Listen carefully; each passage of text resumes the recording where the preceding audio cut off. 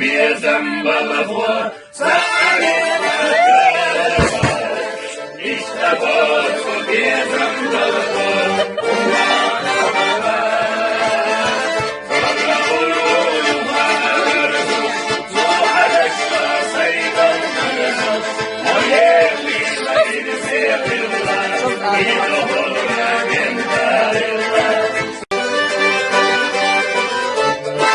Dokuz başına bir zembalık var,